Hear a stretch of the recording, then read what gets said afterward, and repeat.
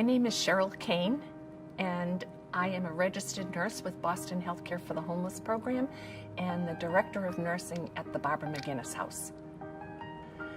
The patients we care for are men and women who are victims of incredible trauma, of abuse, and so their capacity to trust is pretty limited.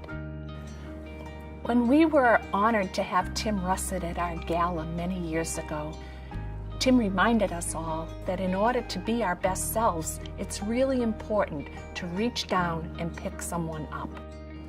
John Heiler and Jim Brett have really been those people that have really been their best selves in reaching down and helping those people who really need their help.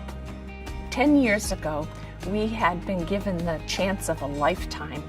We had been given a building as a place to be able to put all of the core elements of our program under one roof. However, we knew that the renovation costs were going to be enormous.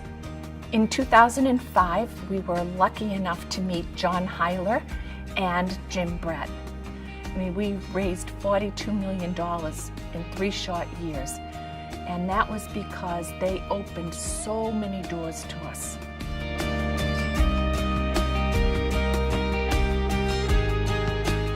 What Jim and John understand is the power of and the importance of relationships.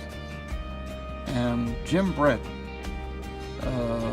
has built these relationships to what might be called an art form.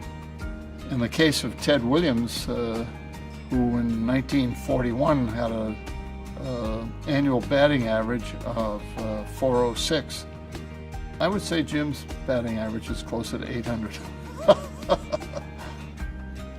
Tim Russert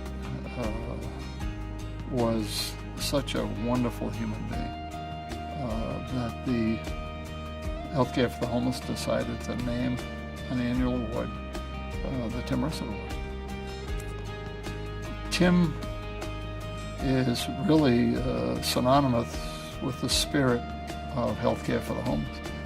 It's about being better every day. And in Tim's case, it was being a better broadcast journalist.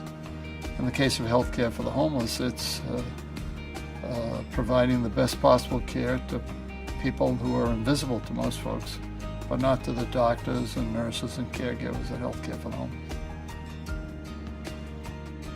So the award honors those who care about others. To all of you here this evening, I know you will join me in congratulating John Heiler and Jim Brett.